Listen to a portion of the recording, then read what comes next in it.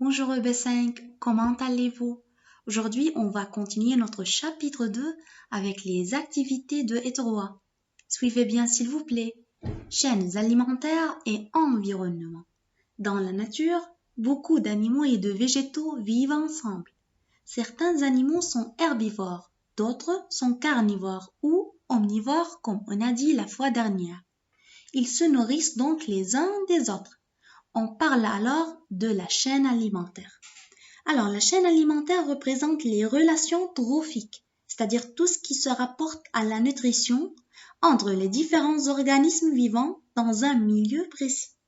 Autrement dit, une chaîne alimentaire représente un être vivant qui en mange un autre dans un même milieu.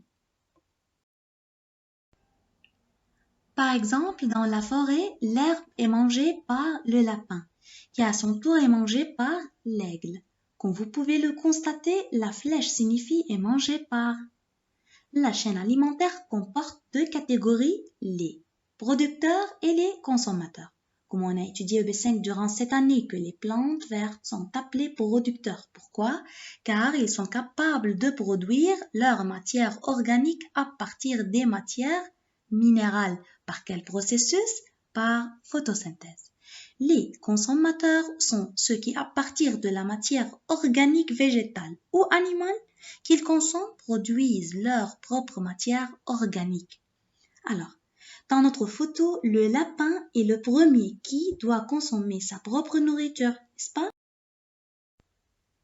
Prenons un autre exemple. Ici, on a une chaîne alimentaire composée aussi de trois maillons. Le premier maillon est le chou, le deuxième est l'escargot et le troisième est la poule. Qu'appelle-t-on la plante de chou? Producteur. L'escargot, consommateur primaire et la poule, consommateur secondaire. Cette chaîne aussi est composée de trois maillons qu'on voyait. La plante qui est le premier maillon est appelée producteur car elle absorbe l'eau, les sels minéraux du sol et le dioxyde de carbone de l'air, c'est-à-dire elle absorbe la matière minérale et elle produit sa propre matière organique qui est l'amidon. Alors c'est un producteur. Le deuxième maillon qui est l'escargot est un consommateur primaire, herbivore et l'oiseau est le consommateur secondaire omnivore. Une petite notion, le consommateur secondaire peut être ou bien carnivore ou bien omnivore.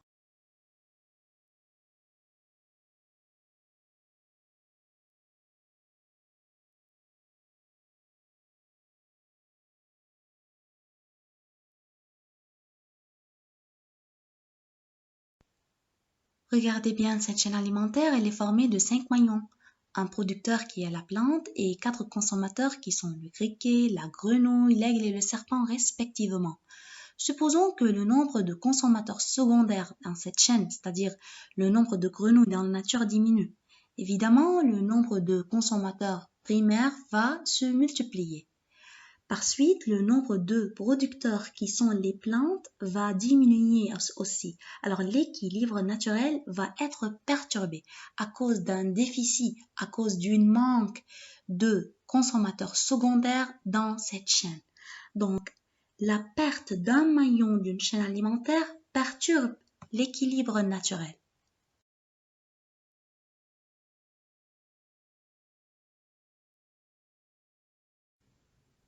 Réseau alimentaire dans la forêt. Regardez bien cette figure. On a beaucoup de flèches, alors on a plusieurs chaînes alimentaires. Prenons plusieurs exemples de maillons de ces chaînes alimentaires. Prenons par exemple la chouette. La chouette doit manger le jet des chênes, la pie, le pinson des arbres, l'écureuil, le merle noir, la grenouille rousse, le mulot, le lapin.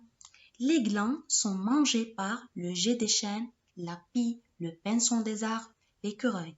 Le lucane cerf-volant est mangé par le piquet-pêche, aussi par le merle noir et par la grenouille rousse. On a aussi le lapin. Le lapin est mangé par la chouette et par le renard. Alors, chaque maillon appartient à plusieurs chaînes alimentaires. Merci beaucoup mes chers élèves pour votre attention.